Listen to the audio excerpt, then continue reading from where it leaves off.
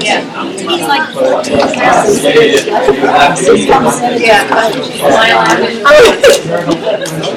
I'm down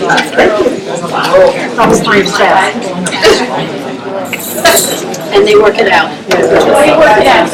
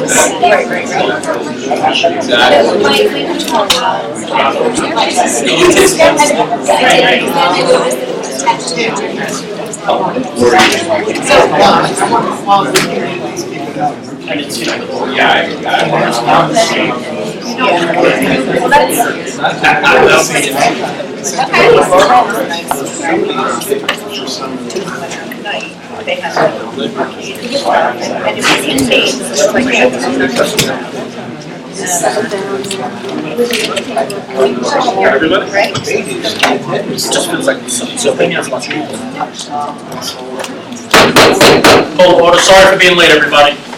Let's do a pledge of allegiance.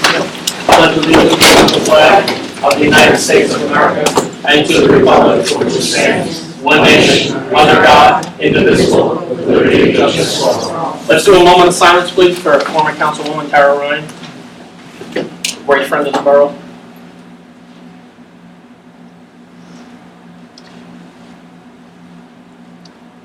May she rest in peace.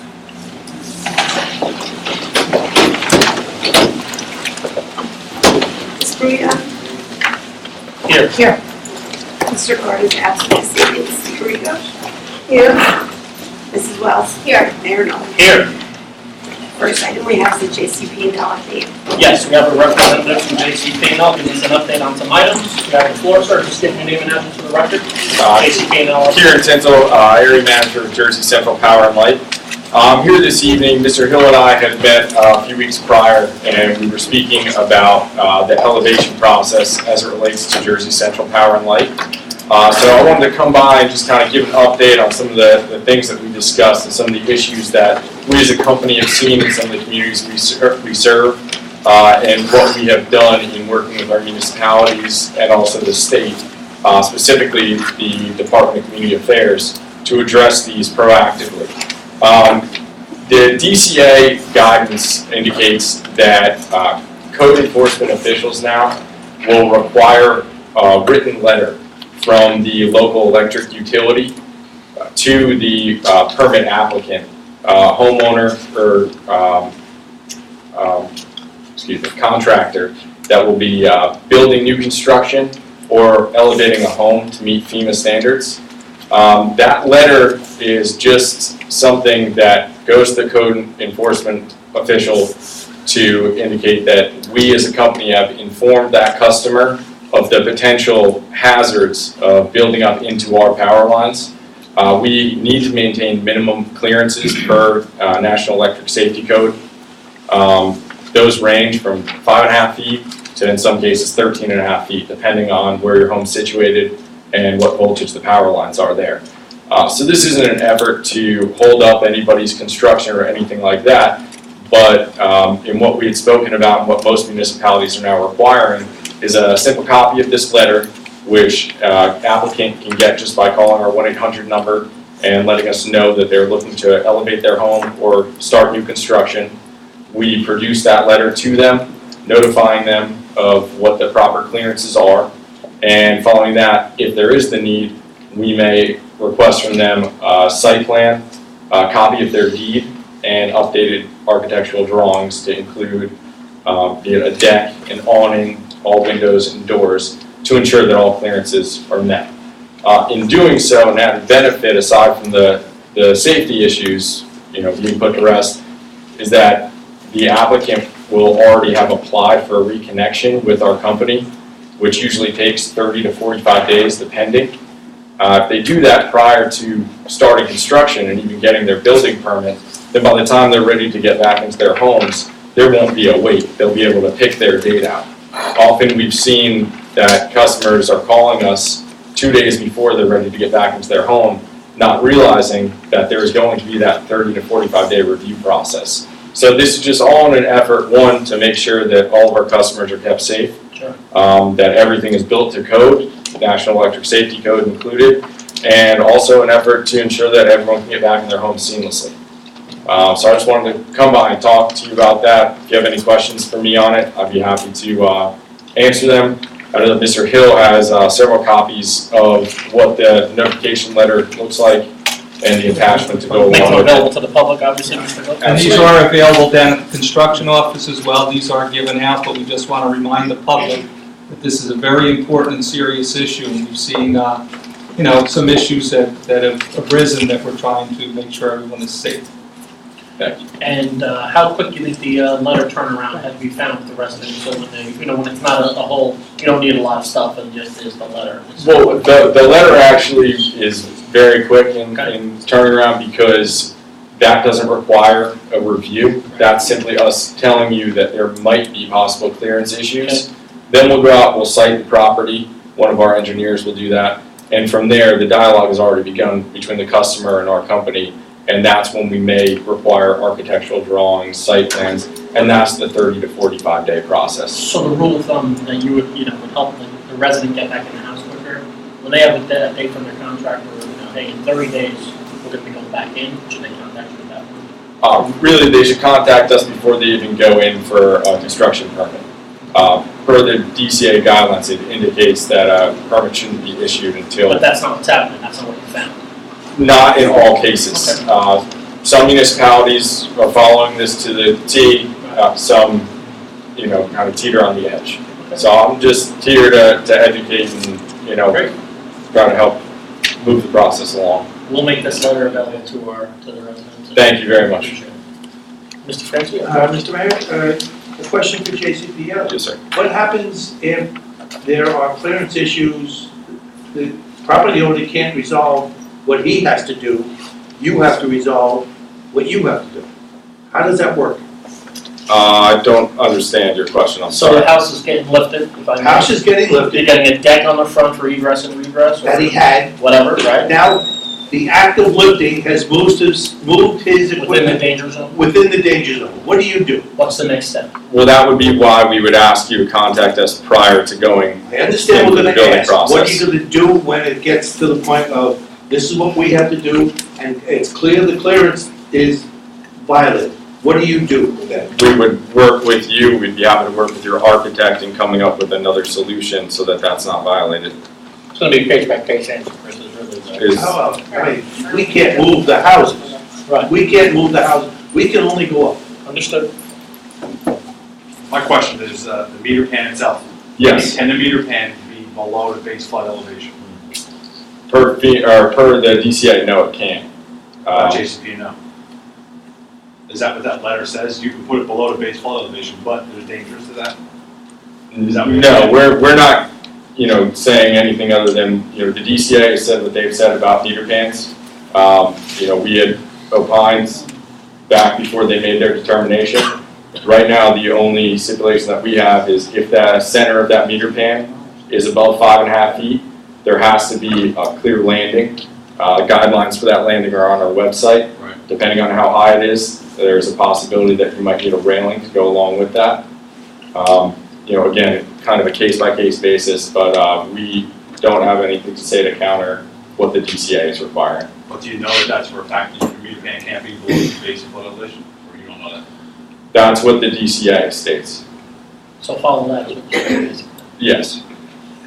Sorry. Are you absolutely requiring a site plan, or a Again. site plan may be needed? Case-by-case basis. Okay. I think what he's saying, when he says site plan, I think it's different than what A planning, we we call call a site yeah. plan for an okay. application for the Okay. planning, but he's calling the site plan the plot plan drawing for the project. Right, so if you're elevating your home, there's clearly no utility lines in the area, we wouldn't require anything Right. of that nature. Getting back Density to, here, yeah. Mr. Francie's question before, are there going to be cases where JCP now will move your power lines for that clearance issue? Or are we kind of stuck in dealing with it the other way on our side, move the house rather than move the power? Again, taken on a case-by-case basis. Most instances, we try to work with the customer as best we can. I know we had worked with a few customers already in town that had built into our lines or were in the process of building into our lines. And, just a couple meetings going over their plans and rearranging some things, we were able to come to a compromise. Keep in mind, we had an issue when we built the firehouse where we couldn't move the power line then, so all due respect to all the resident houses, we're probably not moving the power lines for the house either. But it does say right here, you will be responsible for the cost of correcting the compromising condition which may necessitate a possible modification, including demolition of the newly constructed structure. So to your point, it's very important we have these conversations before you start building. Right, the purpose of this is to avoid that. 100%, yeah, no. I mean, I think I'm citing that as a good thing. Yes. That you're that's why you want to do this beforehand. Absolutely, thank you. Okay? Thank you for your time, sir. Thank you very much, Have a I great night. appreciate having me.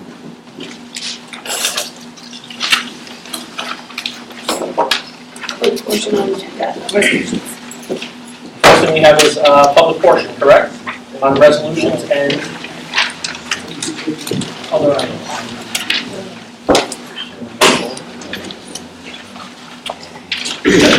We're going to open the first public portion for the agenda, consent agenda items only, right? And other resolutions, yeah. Any questions on numbers 1 to 11 and 1 to 3? Name and address, please. Kim Sperka, 315 Shore Drive. Just a couple questions on the payment of bills. Just wondering why we purchased $5,400 of rock salt at the end of March. I mean, perhaps it was ordered earlier and that just happens to be when it was delivered. It is spring. I know it's below freezing. Just curious if we needed to replenish now or if we could have just stretched it. Also, there's a purchase of cold patch that's coded to snow removal. Just wondering if that's the correct account it should be coded to.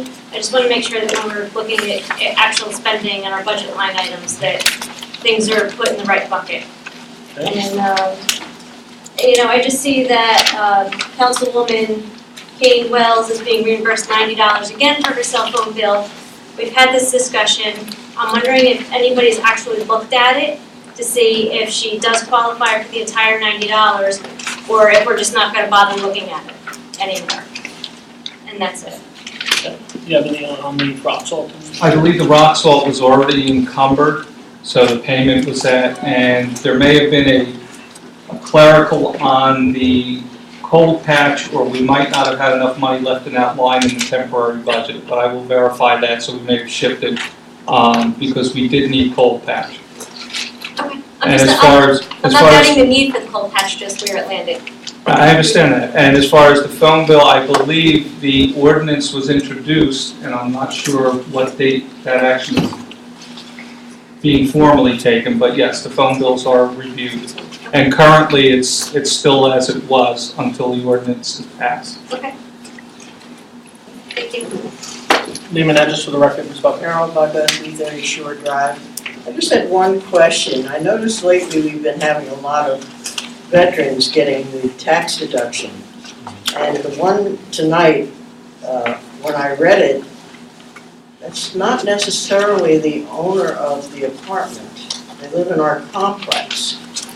And I just wondered if you check, when you get that paperwork in, if you check that those are indeed the people owning and living there. Talks about a Juana, and I know a guy named Juan Rodriguez lives there, but I never heard of Robert Bergstone. So, What's the you know, process? Sure. I think that, Yep, I can answer that. The tax assessor does review that. He reviews all the papers that are necessary to be filed by a veteran to make sure that they qualify. It has to be active wartime. The other qualification is that they have to be owner occupied. So I know there is a check on ownership for this deduction to be granted. So it's not but we don't know if it's Income rental occupied by property. the same guy that's named there. I'm sorry? You're not sure that it's occupied by the same guy that's named there? Well, if you feel, if it's not occupied by that guy, then we should bring it to our attention if you know something, and then we can have it checked out further. But right now, the guy, I believe, attested to the fact that he's living in that unit. Well, I know a Juan lives there, but I don't know Yes. about Juan. We can represent you that That's what it Robert says. Bergstrom is a typographical error, and it should be Juan Rodriguez at the beginning of the resolution. It says on the resolution. I thought his name was just Juan. I'm going based on his application. I understand that. Yeah. And I don't want to deprive the veterans of their free living, but Just want to make sure it's right. I want to make sure it's right. Understood. Is that it, Ms. Buck? Anything else? Any other on the first roughly 14 items? Hi, Neil Tabor, 4th Bay Street. I understand that there may have been some consideration or evaluation of including Willow Street and Bay Street as part of the Shore Drive project. So my question is for Resolution 16-96, does that include Willow Street and Bay Street? Or is that a separate change order? That's item number 3. Yeah, I just gotta find the actual paperwork. I know exactly. Okay, please. Ms. Burrell, It's not included in this particular resolution because engineering has gone over the scope of the work, now the work has started again, and feels that it can, those streets, your street as well as Willow, can be covered. That's that section within the existing contract without having to add to the cost of the project. Very good, thank you. Okay. You're welcome. close the first public portion. Anybody at the table have anything they want to talk about, take out, separate? I'm just gonna take out the payment of bills for discussion. Separate, just the whole thing? Well, just one item on it. Go ahead, you want to do that now? Just However you payment of wanna bills do it. separately, do payment of bills separately, so, However you wanna do it. anybody else?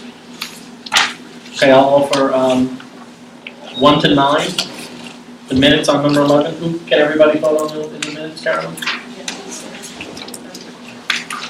believe so, yes. I think so too, just want to make sure. Yes. Okay, so consent agenda, I'll offer number 1 to 9 and number 11. I'll second it. Secondly, Ms. Brown. Ms. Brown? Yes. Syria? Yes. Mrs. Wells? Yes. Mayor Miller? Yes.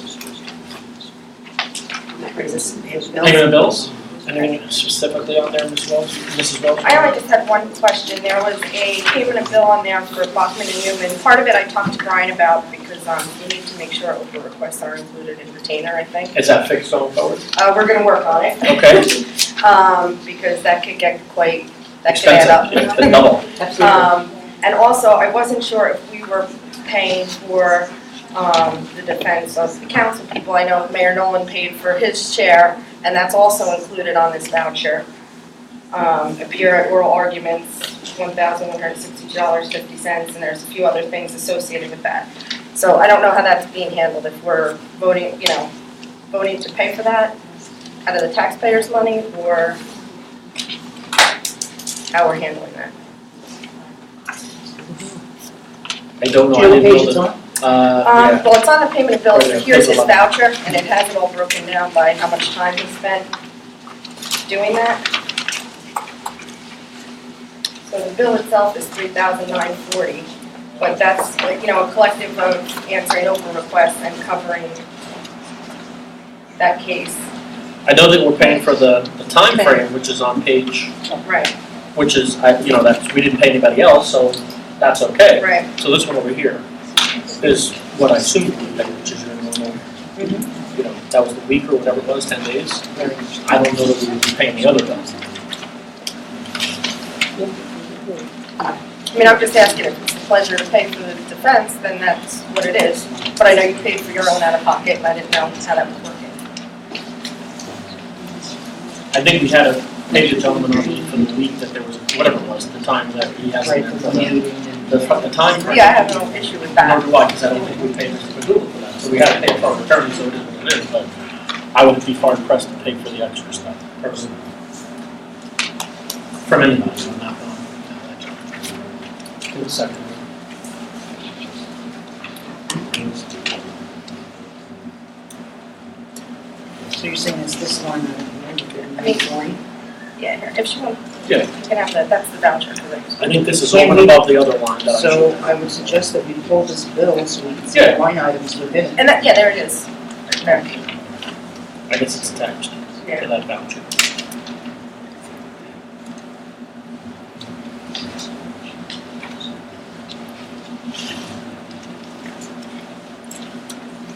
Okay, obviously I've never seen this before. Yes, so, It's been held up for a while, why don't we just pull this bill for now? And pay the rest to of the be bills? reviewed? Yeah, that's I fine. don't have any problem with that. So I'll offer paying all the bills except, is there a line item attached to that? Because I don't want to not pay the other bill. What exactly? Yeah, I mean, that's, The normal retainer bill. Yes, I want to definitely pay the normal retainer bill because that's only fair. right. And just, we'll hold this off to the next meeting for further review. I'll offer that if anybody wants to second that. I'll second. That first, second by Ms. Oh, I'm Brianna. sorry. Mayor Reynolds, second by Ms. Brianna. Ms. Brianna. Yes. Ms. Steerico. Yes. Mrs. Wells. Yes. Mayor Nolan. Yes. Okay, other resolution? Resolution R-1697, resolution introducing and setting a public hearing date for the 2016 municipal budget. Pat, you want to talk about this briefly? Sure. I'm sorry, Carl. Yeah, it's, at this meeting, really, it's a statutory deadline that we should be introducing our budget. We're not adopting it at this moment. We'd like to have it presented, introduce it, have a public hearing on May 4th. And really, the main purpose of getting it done now is that we're going to be hopefully applying for some CDBG Essential Services Grant. They opened up another round to us, as well as other towns. Last year, we received over $400,000. We're hoping to apply to get the same, if not more. So we need to have our budget kind of in place there. We met with the budget committee, I'm guessing about 8 times or so. We incorporate a lot of the input that the members had there. I'd like to thank all the members for coming. It's our second year now of doing this. There were a few changes there at the end there. I can go over those changes with the budget committee if needed. It's basically bringing the budget at a 1.8% increase. It's well below our limits. This budget can actually go up 1.2 million more, and it's not, which is good. We reviewed every line item. We tried to make cuts. We tried to make a 10% cut almost across the board. Some mandatory things in here that we had were insurance increases, pension increases, some salary increases, some debt service increases. And also, that grant we got last year, we can't anticipate in this year's budget either. So right now, we're still coming in at the 1.8%, so it's a pretty good job here. It's probably the lowest that we had in quite some time. We're very happy with it. The other part of it is this index rate ordinance. When that comes up, I'd like to explain it, but that's a big part of the budget. So Pat, this is basically setting a public hearing, Yes, the public hearing. and that's the first meeting in May. Yeah. You'd like to do that? And this is also, we have to do this timely because we're applying for some assistance. Yes, sir. You want to explain that to the folks if you don't mind? Sure. Yeah, so with the introduction of this budget, it will be part of our grant application. So when we submit the grant to the state, we're basically going to be showing them what, really what the tax increases are in the town. So, we're hoping to get some money like we did last year. So folks, the point is what you see is not necessarily going to be the finalized budget. There's only 2 council people that can sit on subcommittees, or else it's violating sunshine laws, and you have 3 council members or more there. So the other 3 members, or 2 or 1, are going to have some conversations with Pat, either 1-on-1 or 2-on-1, to look at some other lines with all due respect to all the meetings that happen. There's some other ideas, coming at it from another angle. And we're going to have the public hearing, it sounds like on May 4th, which we may or may not vote on the finalized budget at that point. But we're definitely going to have a public hearing on that on May 4th. Okay? I will offer that for the public Mayor hearing. Nolan. I'll second. Second by Ms. Brianna. Ms. Brianna. Yes. Ms. Steerico. Yes. Mrs. Wells. Yes. Mayor Nolan. Yes. Resolution R-16-100, resolution appointing communication committee Okay. members. Do we have a candidate? 16, 17, okay, we have Jen Olson, Al Pritchard, Greg Wells, Sarah C. Is it Bolt, I'm sorry, and Joanne O. Don't know who that is. Al Zalewski, is that correct? Olszewski. I apologize. Old chest. Such a simple. If I hear it, I'll get it. I'm one of the, I gotta hear it, you know what I mean? I'll offer those folks, and I thank you for everybody that, obviously volunteered to come out. It takes a lot to come out after work and da-da-da-da-da, and time away from your family, and we appreciate that. Offered by Mayor Nolan, Second as well. second by Ms. Breon. Ms. Breon? Yes. Ms. DeRigo? Yes. Mrs. Wells? Yes. Mayor Nolan. Yes.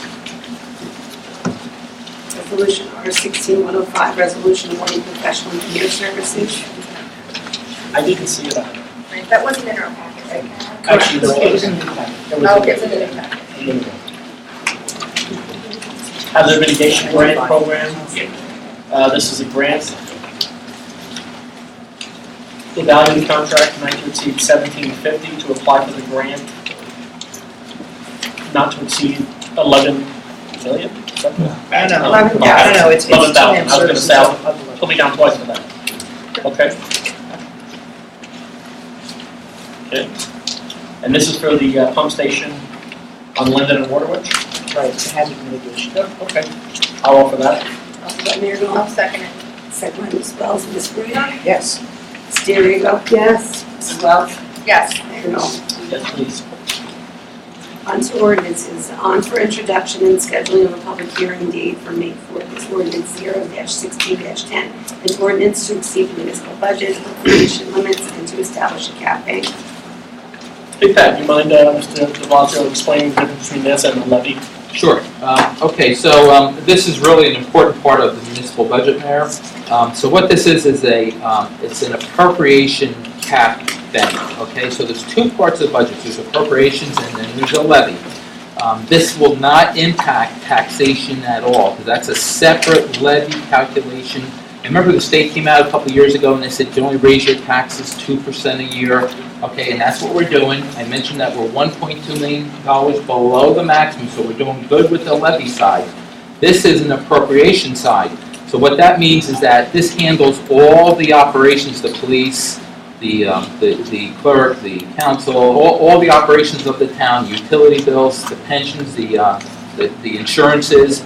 That's all, it's all operations that's within the municipal caps. So what this is allowing the town to raise that cap from the prior year 3.5%. See, the state came out and they said your appropriation cap is zero. Okay, so that means you couldn't have any increases whatsoever in this budget. Now we had increases in salary, an increase in insurance, a couple of things in there. So this is an integral part of the budget that we can't operate at a zero change. So this allows us to bring it up 3.5%. It's about $214,000, I believe, and allows us to keep a cap bank. So it's not impacting taxes at all. It's just enabling us to operate. We also had a new employee in here. If this thing doesn't get passed, we have to cut the budget between $400,000 to $500,000 in operations, and that's really something that's unsustainable and really couldn't be done. So it's real important to have that done. We had it done for the past few years, but I wanted to take more time to explain it. Any questions on that? Anybody have any questions on the cap bank ordinance? Because I know some of us in the room, in the council room, thought, had questions about that as opposed to the levy, and I think you explained that pretty well to us. I just want to make sure everybody understands that. Okay? And this is just to set a public hearing, though. So when are we looking at that? I'm sorry, same day, May 4th? I would believe so, yes, ma'am. Okay, I'll offer that. Offered by Mayor Nolan. I'll second it. Second by Ms. DeRigo. Ms. Breon? Yes. Ms. DeRigo? Yes. Mrs. Wells? Mrs. Wells? Yes. I'm sorry, Mayor Nolan. Yes. On for second reading, public hearing at this time. Well, actually, we need to do a review first of the committee recommendations for ordinances. Okay. Ordinance 016-4, an ordinance amending section 21-55 of the Borough Code to eliminate the requirement for site plan approval if the building addition does not reduce off-street parking, does not require a variance, nor result in a violation of the borough's current land use ordinance. And that was something that we sent to our... Planning board, and I did do a review, and they did do a response recommendation. Okay. Anybody have any questions on their recommendations? Any conversations? Okay, I'll offer it. All right, so now we're doing a public hearing. Public hearing, I guess what, the 5th also? No, it's not. I apologize, open the public hearing. Sorry. Any questions on 16? This is 16-4, correct, Aaron? Correct. Seeing none, and there's a few members of the board here, thank you for your work on this. I'll close it. 16-4, On for final reading and adoption is ordinance 0-16-4, an ordinance amending section 21-55 of the Borough Code to eliminate the requirement for site plan approval if the building addition does not reduce off-street parking or does not require variance nor result in a violation of the borough's current land use ordinance. okay, I'll offer it. Offered by Mayor Nolan, Second. second by Ms. King. Ms. Wells? Ms. Brouillard? Yes. Ms. DiRigo? Yes. Mrs. Wells? Yes. Mayor Nolan? Yes. On for second reading and also review of the planning board recommendations for ordinance 016-5 and ordinance amending ordinance 016-1 specifically Borough Code section 21-17A.8 to provide for the statutory minimum notice of 10 days. And this is what we also sent to our board, and they Correct. came back with recommendations, okay? I'll open that to a public hearing. Any questions on this? Basically, in my opinion, helping out and speeding up the process of the homeowner or private property owner that wants to do something. If they weigh in on this and do a good job at the land use board, planning board, is that what we call it? Okay, I'll close it. On for final reading and adoption is ordinance 016-5. I will offer it. Offered by Mayor Nolan. DiRigo seconded. Ms. DiRigo seconded. Ms. Brouillard? Yes. Ms. DiRigo? Yes. Mrs. Wells? Yes. Mayor Nolan? Yes. On for second reading and adoption is ordinance 0-16-6, an ordinance of the Borough of Highlands and the County of Monmouth and the State of New Jersey supplementing Chapter 8 of the Code of the Borough of Highlands to regulate snow and ice removal on sidewalks. This is open public hearing for the snow removal ordinance. Any questions on that? Yes, Mayor. Please, name and address. Freshman Lee, 296 Avenue. So I have some serious concerns about this ordinance, and I think it's really completely unworkable in some parts of town. And I happen to live on the highway, and on the highway, the snow from 2 lanes of traffic, plus the shoulder, and in my case, the entrance ramp too, all gets pushed right onto the sidewalk. And it's often completely impossible for me to move the snow. And I really don't look forward to looking at fines or imprisonment for snow that's put on the sidewalk. And I really don't think anyone in town should be facing fines and imprisonment for snow that's being pushed on sidewalks.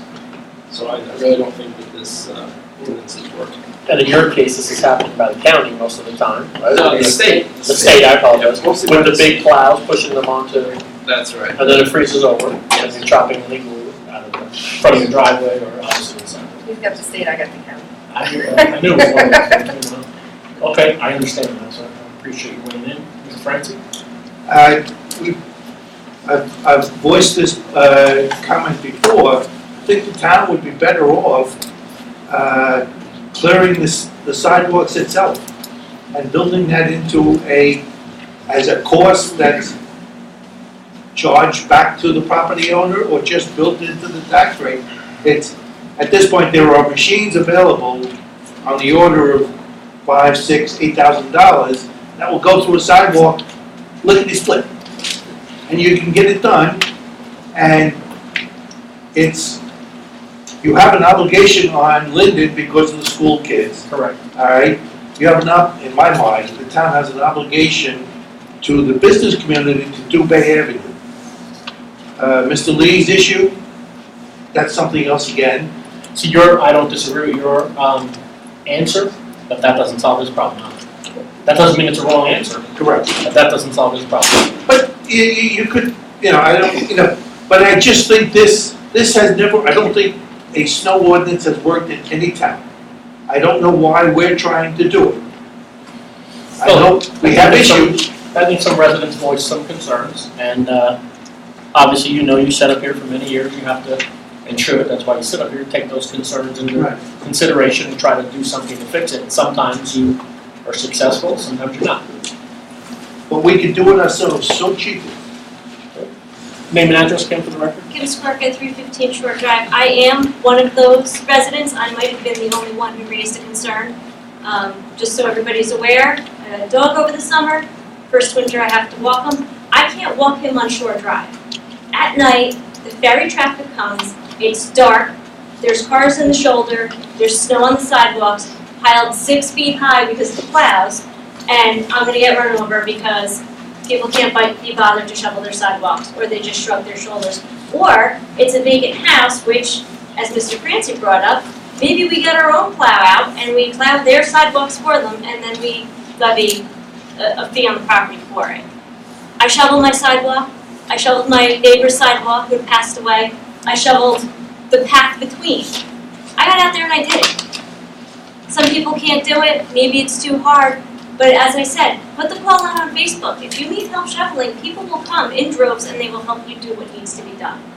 I understand, even the 8 foot that got plowed in, that's what I had to dig through on my property. Granted, it was only a 4 foot stretch, but I did it. People will help you if you just ask. I'm sorry, when you're Can talking you about the Name and Highlands, address, please. Raphael Lee, 2 Madison. You have the county, you have the state, you have time and time again when they come through with the plows, and the county just dumps this past snow, a payloader on the sidewalk of snow. It is not, it does, you can't help with that. Then let's eliminate Route 36 from the ordinance. Well, we talked about some, I believe there is a need for a snow ordinance, but this does not solve the issues that were brought up today. That's just my opinion.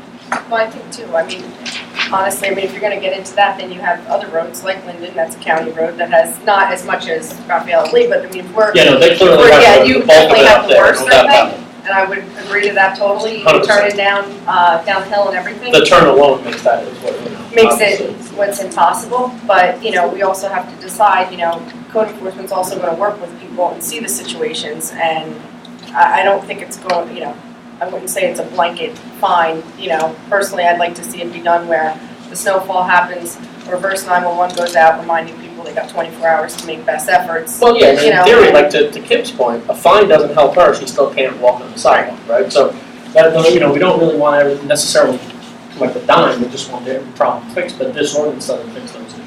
Right. Greg Wells, 246 Bayside Drive. As someone who has a child in town, a child who will hopefully be going to school sometime soon, we gotta have our sidewalks cleared. Okay. Route 36, clearly an issue. We need to make an arrangement, that's why the code enforcement officer would be involved. But you gotta clear the sidewalks. It's a basic fact of life. And the reality is, it's not happening today. It's frustrating that it's not happening today, but it's not happening today. So if it forces an ordinance, it forces an issue, so be it.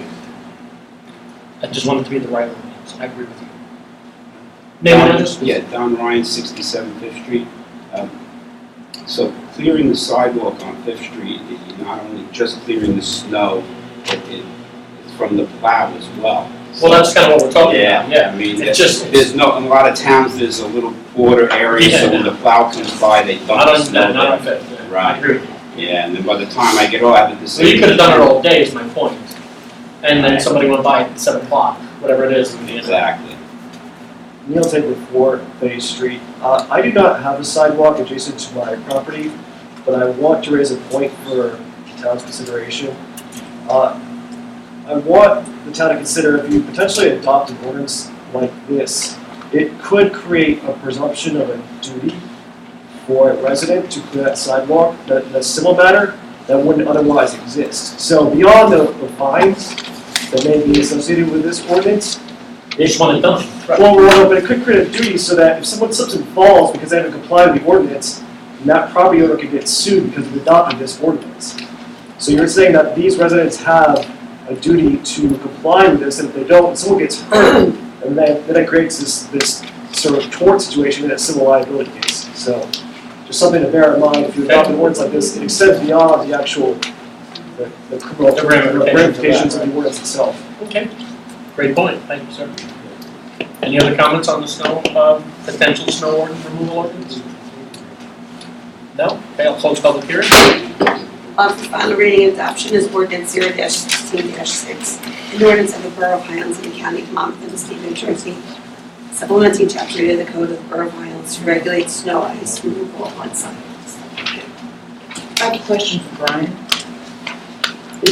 Is there not a state ordinance about shoveling sidewalks? Depends on the owner of the property, but absent the ordinance, he is correct that you are in liability on a potential homeowner with an ordinance, but absent the ordinance, it goes to the ownership. Okay, so if this ordinance were not adopted, does not the state statute take precedence? It would go towards the ownership of the sidewalk, which would inure to the borough, correct? So the borough would be responsible Correct. if someone was hurt, and the borough is currently responsible. Unless it's abutting a commercial premises. Could you go over that again? I'm not sure I heard it correctly. If you don't mind. If it's abutting a commercial premises, the Speak commercial, up, you're. commercial entity has the absolute duty to clear the sidewalk abutting that's immediately adjacent to the home. So someone owns a business. Correct. When it's a homeowner situation, you are correct that if you adopt the ordinance, it goes to the ordinance and then the liability then can fall on the resident. Chris, what we're trying to see is what, there already exists a state statute, and in that state statute, the liability is on the Well, town. that's what I missed. Yes, that's what I'm trying to How explain does to the you. liability, does the liability change If we One adopt of the- this ordinance, it would. to, The homeowner. The homeowner. and if it doesn't, if we don't do the ordinance, then Currently, it's the town. So So if you don't do the ordinance, nothing if I will fall on change. your sidewalk, I sue the town right now. However, there are certain immunities built into Title 59 for snow removal on roads too, so you have all kinds of. There's a lot of, There's a lot of issues. Well, there let's that be honest with raise, you, the town's always gonna get sued anyway as part of it. I mean, I don't say that cavalierly, we know that, you sue them from top down. Arnie, you had a question, name and address, Yeah, I please? was wondering if you could. Just tell me your name and address for the record, sir. Arnie Feud, 50 Valley Street. Would there be a reflection on the insurance policy, one way or the other? Because you could pass something like this, and at the same time, if you don't go to the insurance company and say we change this, they won't want to have any incentive to refund the town. Is that possible, Pat, or is it, or should you Yes, I just think keep it's it the possible. same way in the insurance policy? You talking about the town's liability and And the town's cost. litigation and blah, blah, blah? No matter who the ownership of it is, the town is going to get sued. Yeah, no Sometimes the county will get sued, sometimes the state will get sued, and they'll, plaintiff will let it hash itself out. And the JIF will provide a defense indemnification until it's addressed. That's their obligation. Okay. So we've closed public portion, anybody want to offer it? I'll offer that we look at this over the spring I when we was don't gonna need say, it. it's April, I offered that we table this until we could make an ordinance that works. So that will be tabled indefinitely? Yes. Okay, I'll second that. Ms. Ruda? Yes. Ms. Fiorito? Yes. Mrs. Wells? Yes. Mayor Miller? Yes. Let's also remember all the comments that were brought up tonight when we talked about it, because there was a lot that I didn't hear tonight for the first time. You know, the possible shift of duty and litigation and all that stuff. I mean, we just didn't think about that in the last conversation we had. Okay, 16-7. For second reading, public hearing is ordinance 0-16-7, on ordinance providing for the preliminary and other costs associated with the construction of New Borough Hall Phase 1. By and in the Borough of Highlands, in the County of Monmouth, State of New Jersey, appropriating $3 million, therefore, and authorizing the issuance of 1,710,000 bonds or notes of the borough to finance part of the cost thereof. Pat, you want to speak to this briefly before we open this up?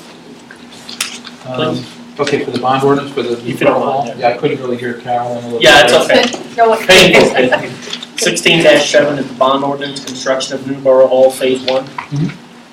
So basically, this was a part funding of the new municipal Borough Hall land acquisition and anything to kind of get the land ready there. We are looking for some FEMA proceeds of approximately $1.2 million, which would certainly offset any costs. And so I guess once any bids or anything comes through, then we would go ahead and do a final bond ordinance to complete the project here. Assuming also that we're going to get more FEMA proceeds in to pay for it. So the residents, feel better about it or understand a little better. We anticipate how much of this to be offset at some point by FEMA. It was my understanding that we're talking of numbers up to 90%. That's what I thought. I just want to make sure we're all on the same. Okay, let's open up the public hearing. For 16-7, bond ordinance, construction of the new Borough Hall. Any questions on this issue? We have the anticipation is a 90% reimbursement from FEMA. No? Go ahead, Andrew, go ahead. I don't know if this is a silly question, I just don't know. Have we picked a spot for the new Borough Hall yet? How can we answer that? Without answering that right now? We indicate that it's being considered. Yeah, it's being considered. It has, let's just say this, it has to be out of the 500-year floodplain. That line, as you know, better than I do, goes up and down, let's say Miller, because that's a good point of reference, Hill, a little bit, so it's gonna be something above that. The site that we're considering is above that, obviously, and it would be totally free of any issues with flooding and things like that. We put it on the table right now. We also, let's say we don't buy it, we don't want to unjustly hurt this person's property and value and knock it down or up if there's potential suitors that in case we don't set the table. Okay. It's listed in the bond ordinance. It is listed in the bond ordinance, but We had to list it in the bond ordinance in order to get the financing in place with the caveat that bottom lot could potentially change. It could change. So what is listed in the bond ordinance is certainly a parcel that was considered, but again, that could be a moving target. and meets all those requirements that we talked about. And Okay. we're not held to that particular parcel Right. of land either, as long as we can come up with another parcel that's equally suitable, we can go on with something else. And there was other questions of other places. The only question was whether they were out of the 500-year plan or not. And because the other one that I thought was, at least a viable issue to talk about, or alternative, there was a question of where that was, so we kind of put this one in the bond ordinance, because I think we all agree it's out of the 500-year plan. Okay. Greg, Jevin?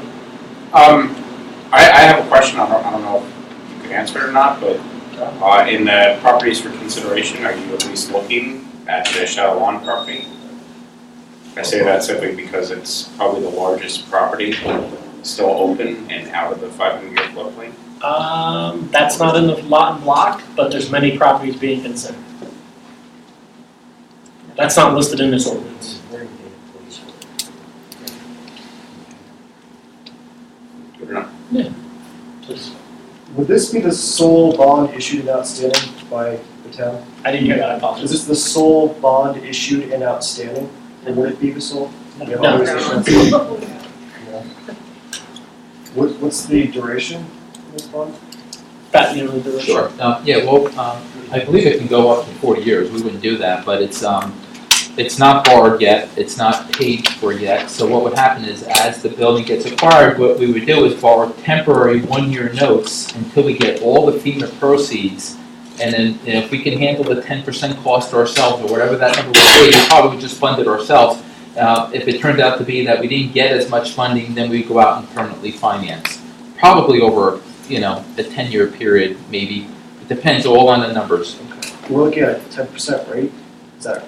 Sorry? Did you say we're looking at a 10% rate? What's the rate No, of the 10 bond? years. No, we can borrow funds at about 0.5% right now. We're anticipating to only have to pay 10% of all the costs associated with the borough hall, 90% reimbursement from FEMA. That's what the intent came up, no problem.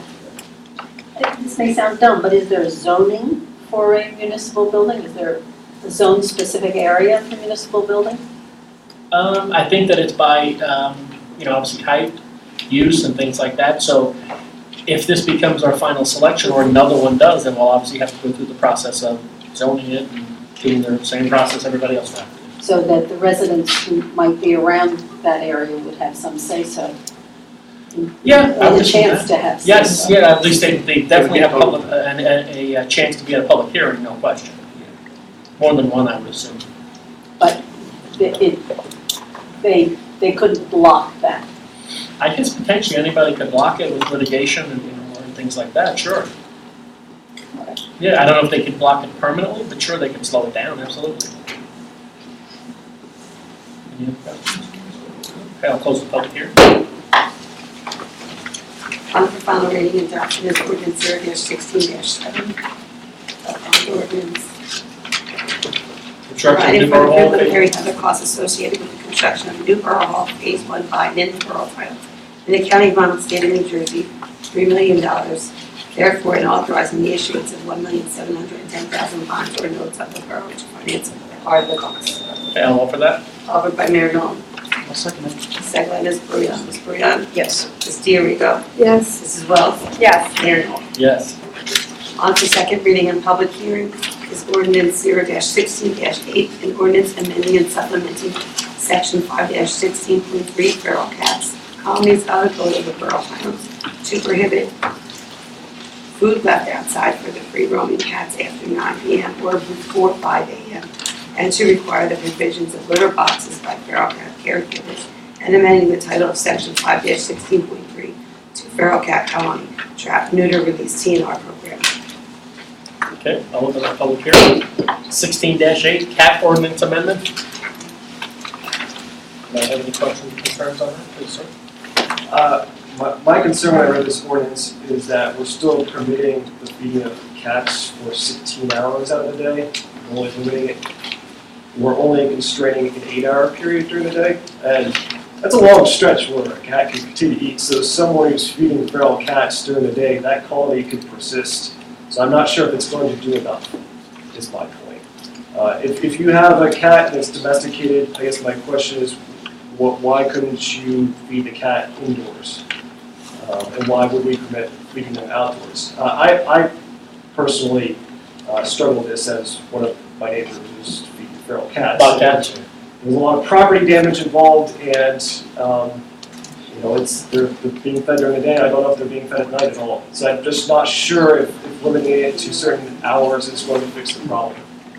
Okay, thank you, sir. We have to defer to Carol. Yeah. You had all the meetings. Yes, I've had all the meetings with SPCA. If you don't mind, and, yeah, please. Absolutely. A lot of what this cuts down on is from the evening to the early morning hours, is that it's not just cats that are eating this food.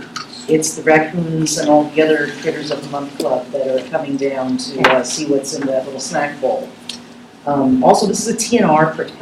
Part of this is part of the Monmouth County is sponsoring us for a TNR program, which is trap, neuter, and release.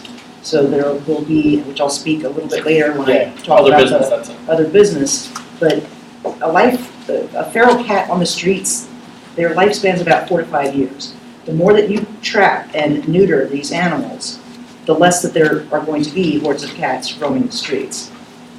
I know the program works because when I first moved here, the speed limit was a joke at 25 miles an hour because you couldn't go more than 10 miles an hour down Miller Street because there'd be cats all over the place. Yeah. So you didn't want to hit anybody. Well, some people might, but I don't want to hit anybody. So once the program started really catching on, and then you were trapping more cats, the population goes down. You're never going to catch every single cat.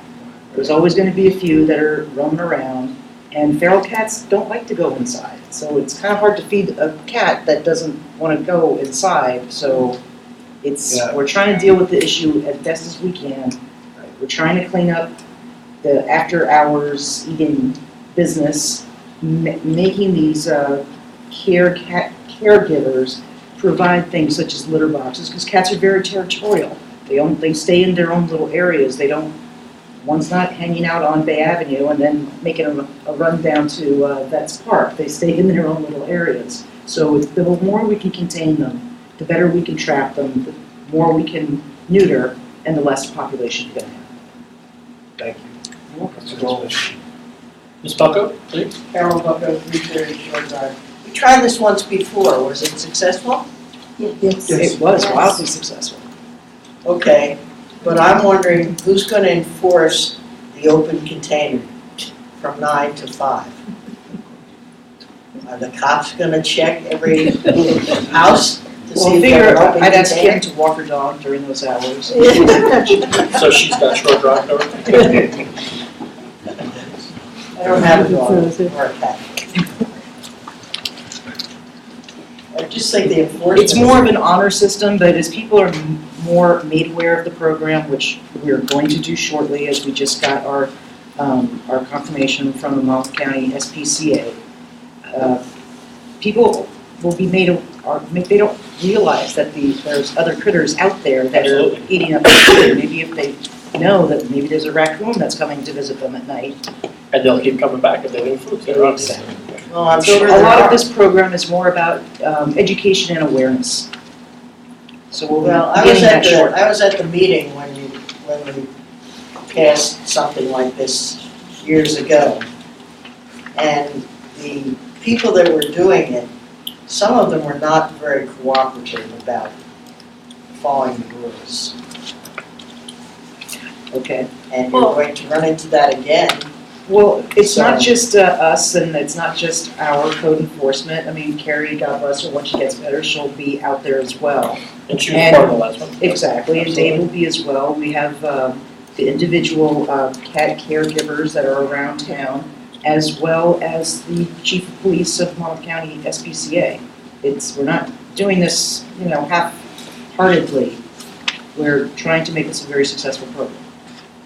Well, good luck with Carolyn, that. are you gonna be like the liaison to the program from the council? I'm just curious, because everything's gonna come back here, I'll so. nominate it. Yes. I mean, when I asked it was Mr. Francie, he was kind of the liaison to the program before they bailed out on Yes, that's us. part of the, So, okay, the MOU you're the that we names discussed later. person? Are you Yes. making that nomination? I am making that I will nomination. second. Okay. I just wanna make sure it's clear. May No, I just listen, I think it comment was to, successful. may I just comment to the clerk accurate? Could you just give your name and address for the record? My name is Gail Barker, live at Woodland Road in Highlands. I was very involved with the program. We got almost 100 cats done between Irene and Sandy, and then Sandy kind of was a game changer, we all know.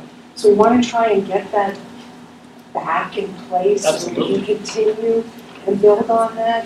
I for one live up at Winmore. We haven't had a kitten born on the property since we've been doing that program since the mid-'80s. So now we're down to maybe 3 cats, but we were at 26. Wow. And I think that the idea of the feeding is they're trying to refine the ordinance to improve upon it.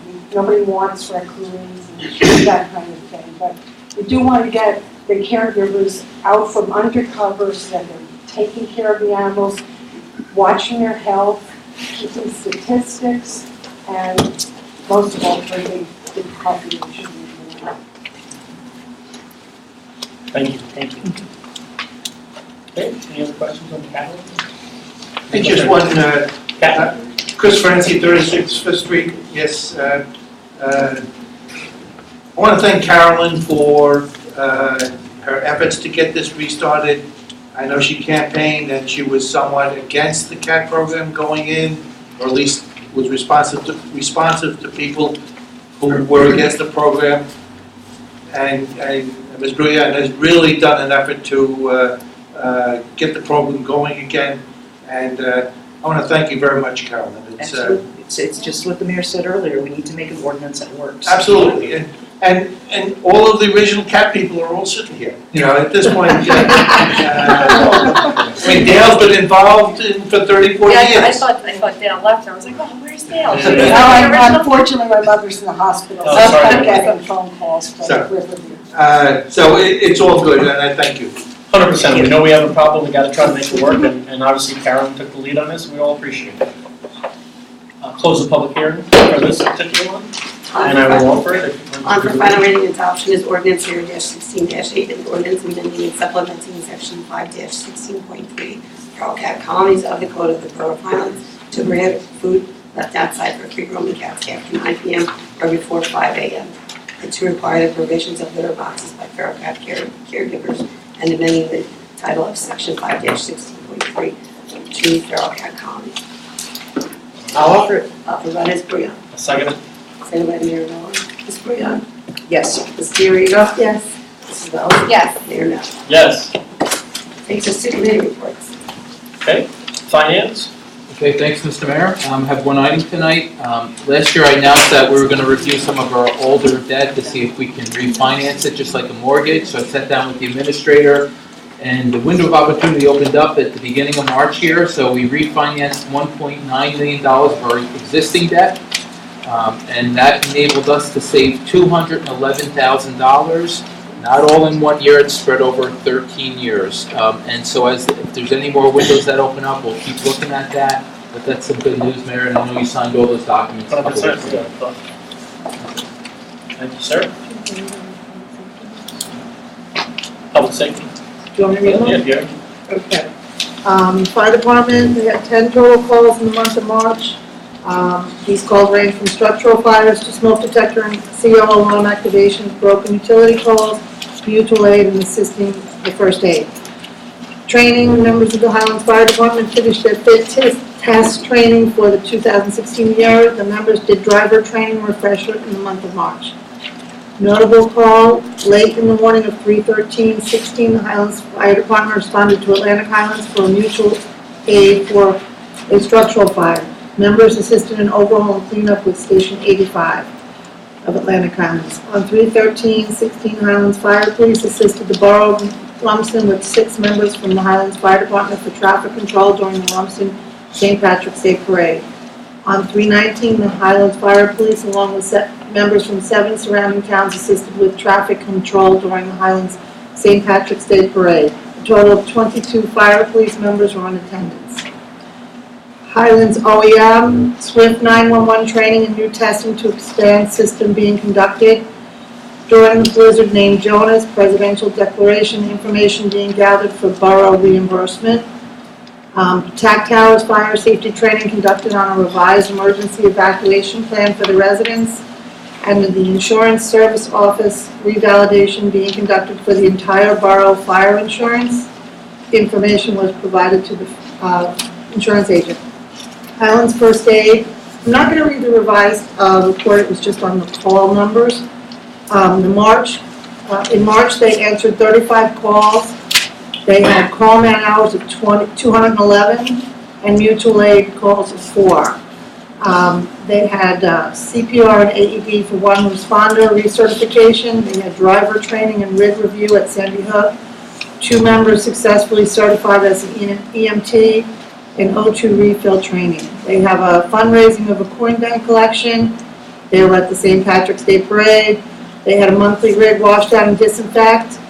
They had oxygen refill and 1 new member application for review. They contacted with Henry Hudson for cadet recruitment visit. Chief, you want me to read your whole police report? It's up to you. Okay. As a result of officers investigating a suspicious vehicle on February 20th, Stephen Provenzano of Highlands was arrested and charged with possession of a controlled dangerous substance, heroin, and possession of paraphernalia.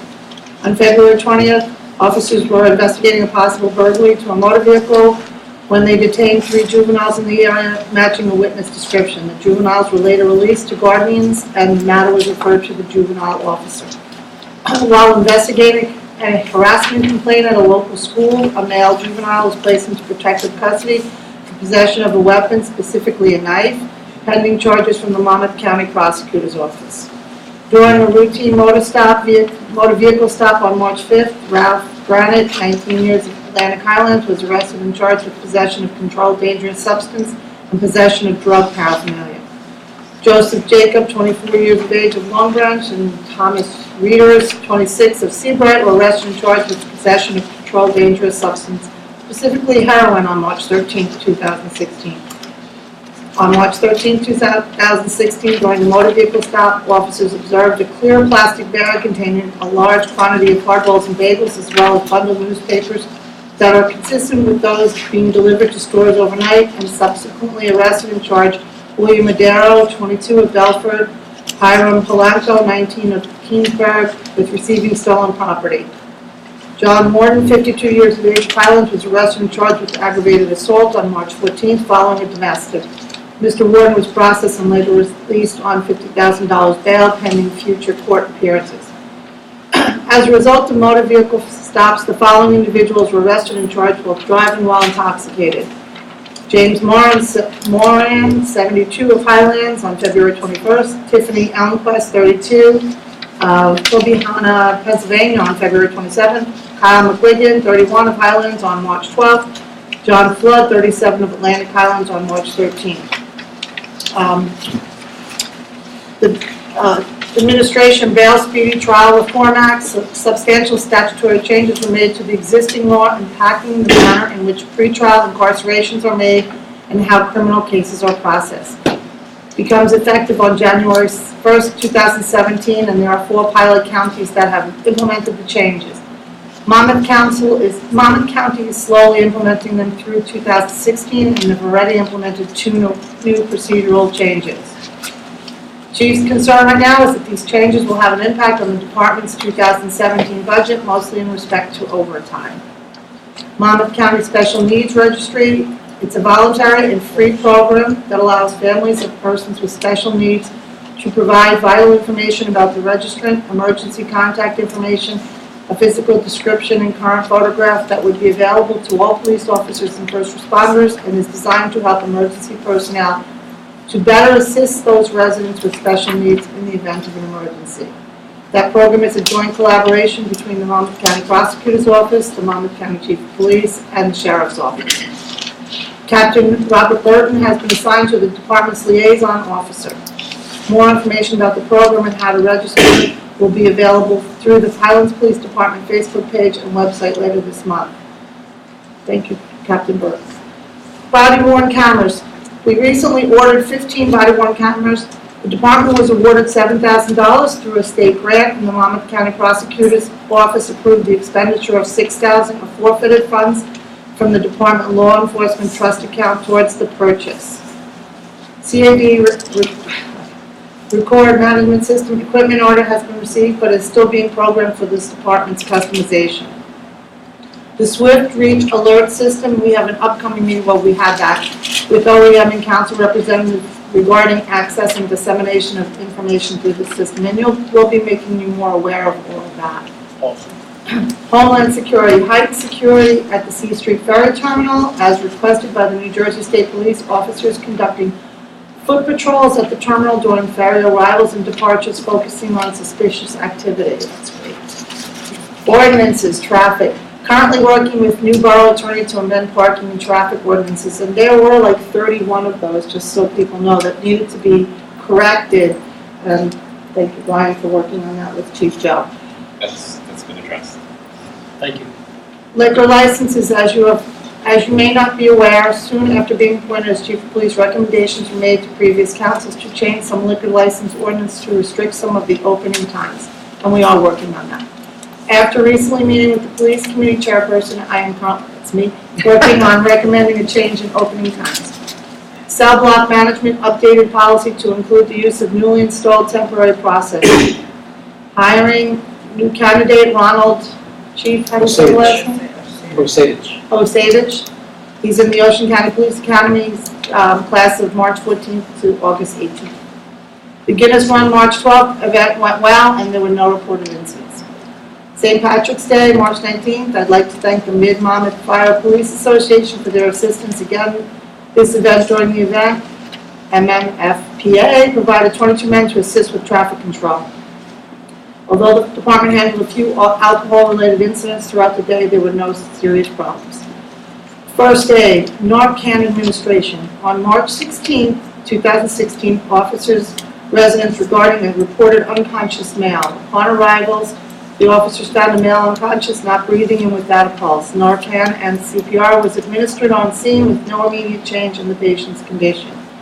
Highlands First Aid Squad, along with Monarch paramedics, transported the patient to Monmouth Medical Long Branch. Training. Law Enforcement Against Drugs Conference, February 29th, Captain Burton. Bail Reform and Speedy Trial Act, March 1st, Chief Blewett, Dispatcher Alvatar, Patrolman Ruth, Patrolman Siegel. Policy updates, March 10th, Sergeant Roxby. Mental health, first aid, March 14th and 21st, all regular officers. Special Needs Registry, March 15th, Captain Burton. Community policing, Pack the Pantry food drive. The department donated over 200 items to the Our Lady of Perpetual Help food pantry as a result of their February drive. The Highlands Police Department continues to ask for donations and would like to remind the residents that the Our Lady of Perpetual Help food pantry provides food assistance to our neighbors, serving over 100 local families a week. Explorers, the Guinness Run, March 12th. Participants assisted with traffic control by blocking the intersection. St. Patrick's Day Parade, March 18th, the participants of both the Explorer and Explorer cadets assisted with traffic control. Total calls for service, 435. Arrest, adults, 16 for possession of controlled substance. Juveniles, 4. Total summons issued, 70. Moving violations, 20. Non-moving, 42. DWI, 4. And a borough ordinance, 4. Compiled from February 16th to March 15th. Thank you, Claudette, thank you, Chief. Thank you, Chief. Administration, I believe that's Mr. Hill. Try to keep it brief, Mayor. The Department of Public Works, I just want to mention brush pickup. We will be doing in April and I think continuing in May, so see the website for your zone. With the new apparatus that we do have, the street sweeper, it also has the capabilities of conducting cleaning out of the storm drains. And the guys have been trained on that, and they've hit, I think, 17 or 18 storm drains with that piece of equipment, and we're finding it very effective at this point. We will be putting in the street sweeping schedule. I don't want to say when. We know Bay Avenue still has a lot of construction going on, so in this next month and a half, we will get the street sweeper out there, but we're probably not going to set the definitive Friday schedule until some of the construction lightens up. And also, we have brush pickup on Friday with 3 guys, so I got to keep that in mind as well as we're moving forward. Repairs were completed to the Shore Drive pump station. Barry Leeser and our shared service agreement with Atlantic Highlands, there were some things that had to be attended to, and we did get those items done. Under construction office, 46 new permits, 27 updated permits, 154 technical subcode inspections. So those are all the inspections that need to be done on the various properties. Fees collected were $66,000. Total cost of construction, this number kind of got me, but I think there's some big projects. I think some of these permits may have to do with the other end of town. Yeah. Construction cost is $3.5 million. So that number could be representative, and I'll double check that, of some of the larger projects that have come in for full permits, basically down the other end of Shore Drive.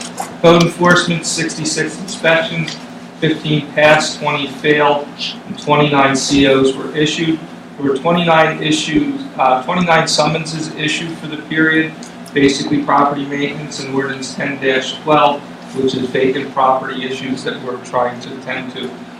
Speaking with our code enforcement official, sometimes it's still difficult because getting actual physical property addresses, he's been notified by our court that we're clogging the system a little bit with non-responsive property owners because we're not really getting the right address. I think we had about 29 come back, and it has to sit in the court until we can rectify it. So we're trying to work it out with the prosecutor.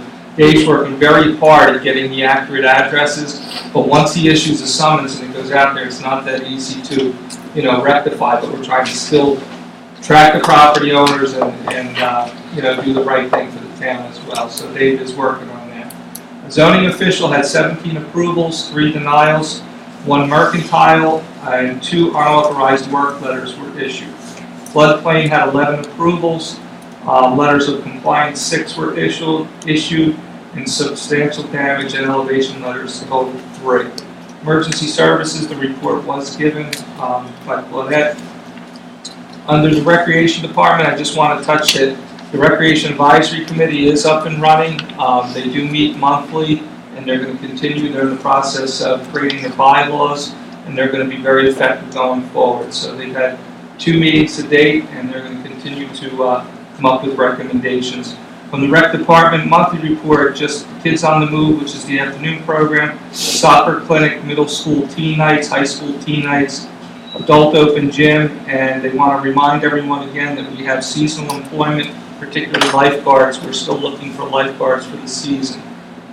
So call the Recreation Department. Another new program is the Lego Club, which is being conducted by one of the staff members of the Recreation Department. So that information is on the website. Can I make a recommendation? Yes. Can we call it the Building Block Club, because that's a trademark infringement? I I see And a it's actually little, been brought up. I see a little asterisk here, no, but we'll check that. Building block, whatever you want to call it. We'll rename it appropriately. From the administrative side, we're compiling all the information that updates the right to know compliance, and that's for all municipal facilities, including the rental properties. That information is due in July, but I'm trying to get that all done and off the chart within the next couple of weeks so that it's a smooth transition. We continue to work on the budget for review and also input for the Essential Services Grant. Seasonal employment opportunities do exist for public works, clerical, and through the recreation department, so we are accepting applications for various positions. Had lots of meetings, there's a lot of good stuff going on. Recreation Committee, the COA plan with Higher Rule Associates. COMSA, the JIF inspection was held recently. They had us cited for 10 items, and they forgot that we did all 10 and they were off our list. So they were very disappointed that we were basically in full compliance. We're proud of that fact. I guess they missed the memo. They missed the updates. Yeah. So that was a pleasant thing. We also have heard from the Tax Assessment Demonstration Program on numerous occasions. We attended the summer food grant meeting. We are one of, I think, the only program in the state that's operated for 39 consecutive years without interruption, and it looks like we will be getting funds for that program again this year. Awesome. Other than that, as someone mentioned, the Jonas overview, we are working with potential reimbursement for the snowstorm, so we're putting all that data together, and we should be moving forward. Lastly, JCP&L, and Karen didn't mention it, but they're going to be doing the vegetation management.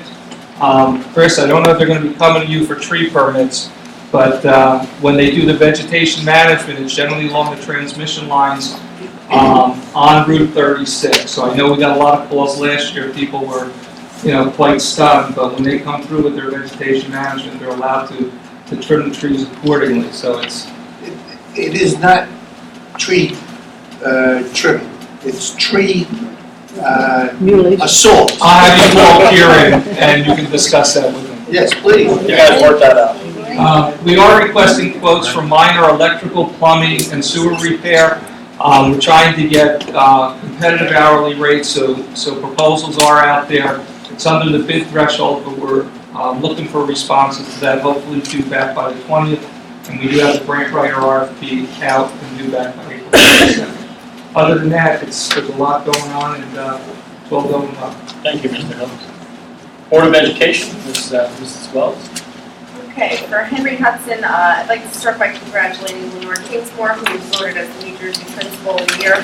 Last month, there was a wonderful ceremony held for her at the high school.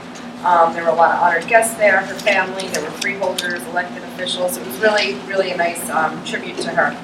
I was happy to attend the event, and she really is a very hardworking principal. She does a fantastic job for our school system, and I'm really happy that she's here. This Saturday is the dinner and chance auction for the HHRS PTO. Tickets will not be sold at the door, so if you're looking to go, I guess you'll have to contact Henry Hudson probably before Saturday. This is another great event, and I look forward to supporting them. I'll be there this Saturday. Last month, we spoke of a project with Charon Contracting where he worked with the Skills USA team at Henry Hudson. Everything was completed and went well and worked as planned. I did send a letter to the Henry Hudson Regional Skills USA team congratulating them on their accomplishment. And with what they had done, they were able to furnish custom bookcases in a new home for 180 Turning Lives Around, which is a safe house for domestic abuse. So it was a great project and it all worked out well. For Highlands Elementary, I'd just like to thank Council President Bouillon. I had a special housing authority meeting and I wasn't able to attend the student of the month, so she stepped in for me to give out their certificates, which is always really cute time there. They get so excited.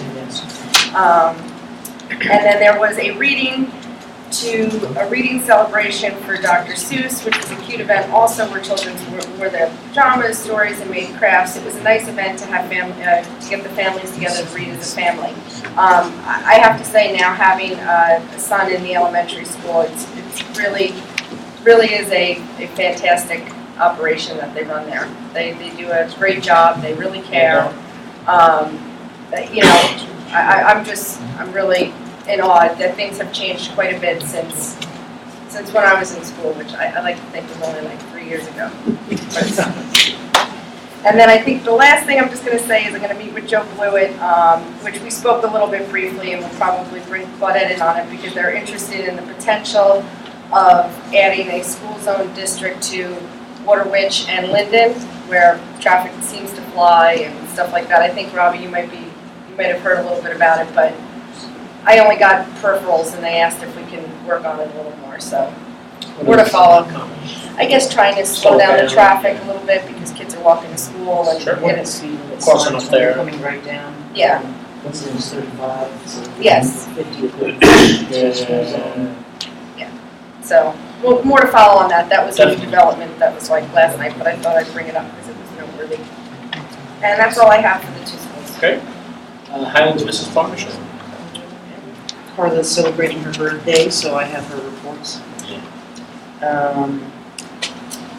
Third annual Guinness Run was a lot of fun. Mr. Hill and I made sure everybody was running properly and not cheating during the run. It was a lot of fun. Who won? That was at the Plata, and she doesn't have it on her report. And then, of course, there was a 14th St. Patrick's Day Parade from March 19th, and a big thank you to the volunteers. And the parade was attended, very well attended actually, with over 100 units marching in the parade, and the winner of the 50-50 was one of our grand marshals, Joan Wilkins, and she won $600. Best of Show float went to Inlet Cafe, the nautical float. The most original was went to Tri-Bar Services, and the prettiest was the Noah's Irish I Was a Fish float. Best apparatus was Highlands First Aid Squad. Coming up is Pride in Highlands Earth Day Community Cleanup. That's going to be on Saturday, April 23rd, 9 a.m. kicking off at Vets Park. There's going to be a lot of residents, both singular and in groups. I know all of the scouts are going to be there. You can sign up at the HPP site, which is highlandsnj.com. And there you'll see that there's going to be a waiver and also permission slips for children under the age of 18. And the first 100 to register will receive a Pride in Highlands t-shirts. Visual improvement, we've been working with the borough to create a Highlands Spring cleanup request or proposal. And the scope of work includes cleaning services for the spring cleanup, mulch, herbicide application at various town parks and public spaces such as Putty Park, Cornwall Square, Veterans Park, Elderly Park, Marine Place from Washington to Seadrift, then Marine Place from Snug to Putty, the Doughboy Monument on Portland Road, and Highway 36. And they've sent this proposal to 10 landscaping company contractors and hoping to get all quotes back by April 15th. Economic Development, HPP is working with the Master Plan Subcommittee for business recruitment and business retention, and they're working with the planning liaison to implement a business-friendly planning guide. That's all for HPP. Thank you very much.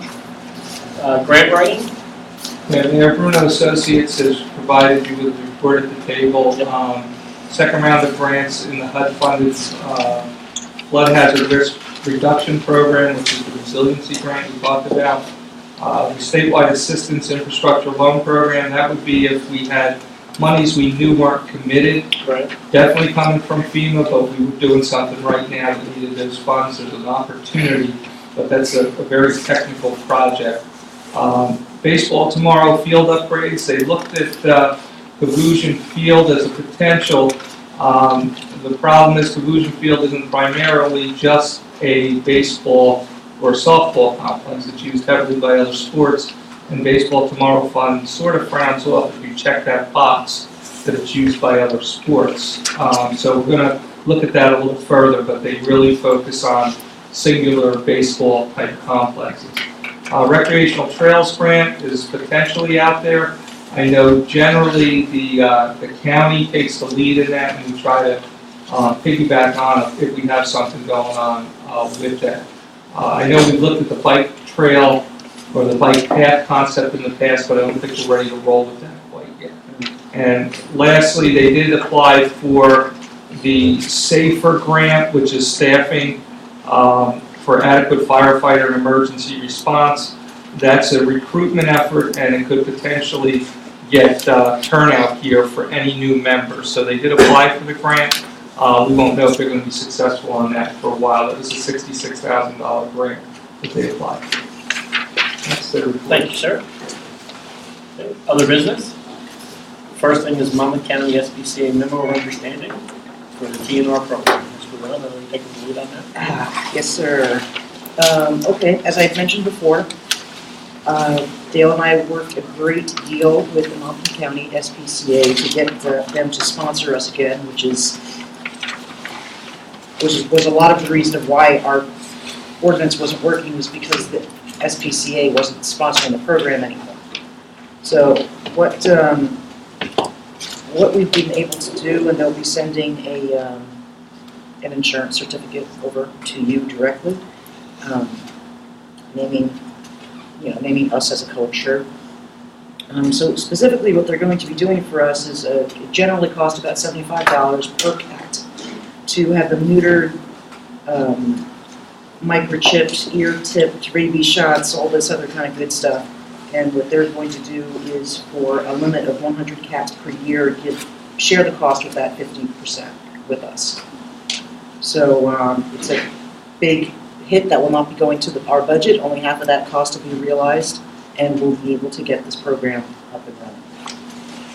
And as I said, we're going to start getting the news out about how the program works, how you can help if you want to help, and just some general guidelines for how to participate in the program. Sounds good. Thank you very much. Number 2 is the tilt-up survey results. You want to speak to that? Sure. In executive session, we decided that we're going to leave the survey open for until the end of this month, so it's the end of April. Just from, was this distributed, Karen? Yeah. Do people have this? To the council. Oh, okay. Okay, so then what I'll do is we could put this on the website. That'd be great, yeah. And now that we've confirmed the April 18th town hall meeting, obviously, Right. directly just for this situation, we should definitely make sure it's out there. Generally. So instead of, well, you know what, Carolyn, I'll send you a different one, and I'll name it a preliminary report. There you go. Generally, what happened, we started this survey, questions were approved on 3/16 by mayor and council. It was only 2 questions. Should the structure stay? Should it be removed?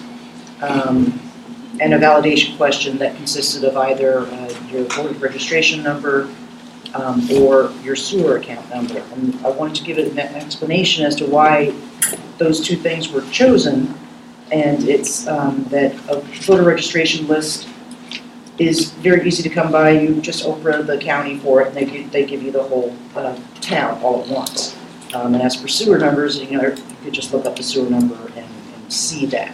And that way you can see that if somebody used a voter registration number more than once, you know that someone's cheating, so you can only have 1 vote, so that would go out.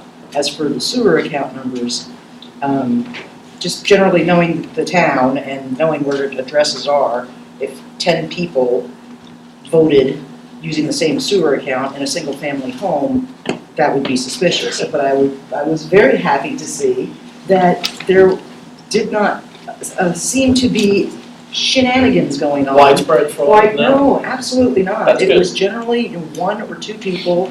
In a couple of cases, there were 3 homes, three persons in a household, but all very good to see. We had a total of, 148 after I had to remove 1 person for voting twice. 148 people took the survey, and of those, 76.35 responded to remove the structure, and 23.64% chose to keep it in place.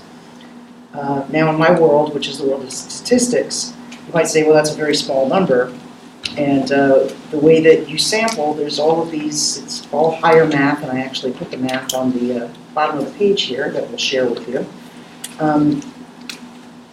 But what these numbers mean is that with that great deal of a discrepancy, and using what's called a confidence level, 95% confidence level, it means that you could be 95% certain that the true population proportion falls within the range of roughly 70% to 84% that would say to remove the structure.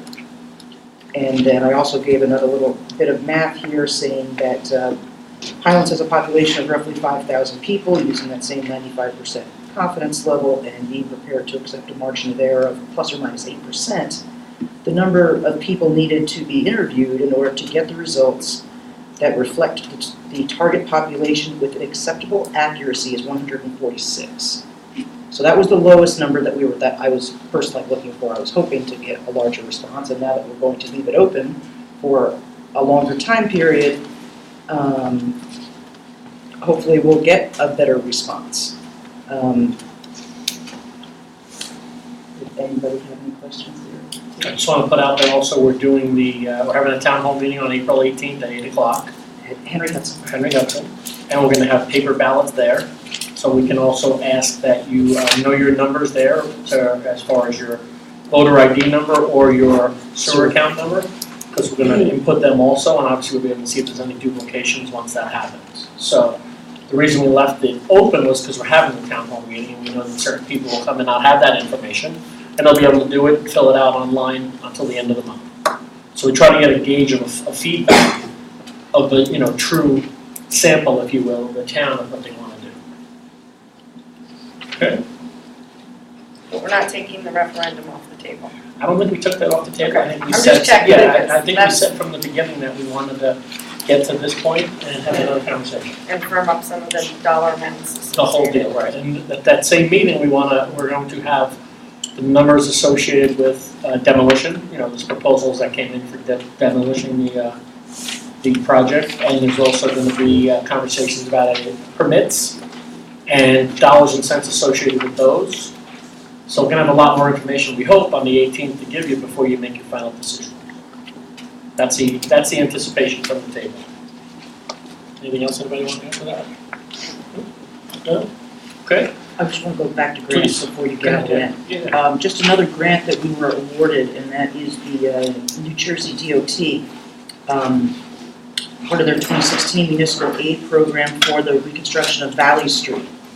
And that award is in the amount of $250,000. So that's going to help us a great deal bringing Valley Street back. Yep. Thank you. I'm going to open public portion. Kinch Market, 315 Short Drive. Just to comment on the payment of bills, the Bachman and Newman invoice that was pulled. I over-requested the court case, and my understanding is that Mayor Nolan sued the borough. So my understanding is that it's either going to be under the borough, which means taxpayers pay, or it's going to be covered by the joint insurance fund, which means taxpayers pay. As for the snow removal ordinance, perhaps somebody can find out how Seabright and Atlantic Highlands handles Route 36. They both have businesses and residential along the road. I can't imagine the snow magically melts in those towns and it doesn't melt here. Just curious for follow-up, maybe next meeting, how we enforce the business owners. I guess maybe that's under the state ordinance and how we can enforce that. I thought we also just bought a snow blower this winter, and I'd like to see it used. I think it was used here at the community center for that storm. I don't know why it wasn't used on the other borough properties. And through the few meetings of the master plan that I attended, I kept hearing how they want to make the borough walkable. You can't walk if the sidewalks are covered in snow. So you got to figure out what you want. Do you want a walkable borough, or do you just want to not shovel your snow? It's New Jersey, it's gonna snow in the winter, we gotta have a plan. If Seabright can have a snow ordinance, if Atlantic Highlands can have a snow ordinance, we gotta be able to figure it out. It doesn't have to be exactly what they have, tailor it for what we need, but it's gotta be safe.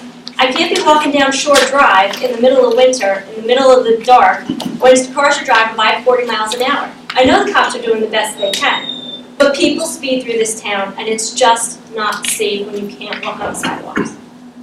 And just one comment on Pride in Highlands, I wanna know if there's a plan for this side of the town to be addressed, because if everybody's meeting over at Veterans Park, I just wanna make sure people are gonna be assigned to Putty Park, Snug Harbor, Shore Absolutely. Drive, the vacant lot. Absolutely, if you go to the HPP site, you just click on the Pride of Highlands, it has a list of all different places, Marine Park, Petty Park, Shore Drive, even that part of Shore Drive around where the police station is, where there's, just because there's no traffic there, a lot of debris happens around there. So yes, there's a plan for almost every section of town. Okay. You just said to me. So that morning, Yeah, I but would just have to go everyone to needs to Veterans check Park in and at come all one the way back spot. home. Sorry? I'd have to go all the way to Veterans Park and then come all the way back home. There's no snow, it'll be okay. Exactly, we're getting snow, should be fine. It'll be okay. Okay, thank you. Yeah, it's a central check-in point, right, like they do every time they have something like that. Chris, I got your hand. Chris Francie, 36 Fifth Street. Just for the April 18th town hall meeting, could the town attorney be prepared to answer a question as to whether Tilt Up has any claim on Highlands if we decide to remove it? I don't think you need to wait for a town hall meeting on that, personally. Well, I don't know, because at this point, It's ours. No, the whole plan, honestly, was to get feedback, like we talked about this in executive session. We're not gonna go backwards, and I'm not saying what you're saying is, we're not gonna go backwards at this meeting on the 18th and figure out, who did what, or we wanna know what you wanna do going forward, right? But to your point, I think Brian could research that without having that, well, however, yeah. it's a question, you have a sense where the town is going. The cost to remove it is peanuts, relatively speaking. So at this point, there's no real impediment to remove it, except, how people feel. But there is this unknown, Tilt Up, they talked about $500,000, they claimed a donation to, you heard discussion about that. All right? What the value of their donation was, basically? Yes, yeah.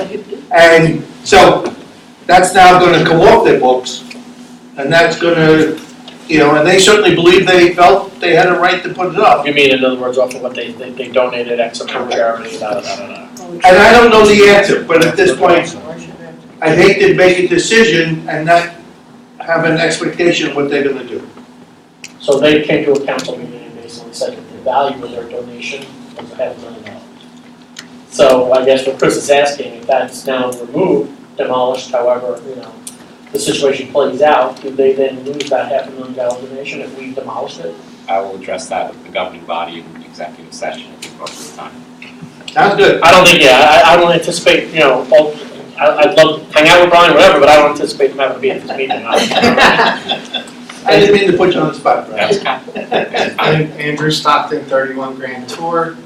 I raised an issue with regard to the accuracy of the budgets that were listed in the survey. I don't think they were accurate at all. To the accuracy of the budgets? Yes. Okay. I think the $17,000 permitting cost is about 3 times more than it should cost.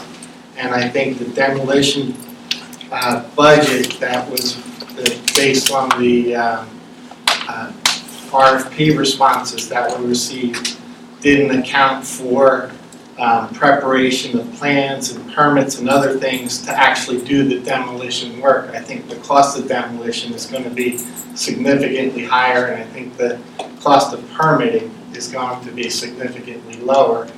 And I think the survey is inaccurate in that regard because it's not giving everybody a true scope of work for both options, either keeping it or removing it. Okay. Thank you, Mrs. Thompson. Any other comments, public portion? Ms. Bucko? I know you got it. Well, I have a few things that I decided not to do. You're good, okay. I'll offer to adjourn. Want to make sure you didn't fall asleep, you had a question.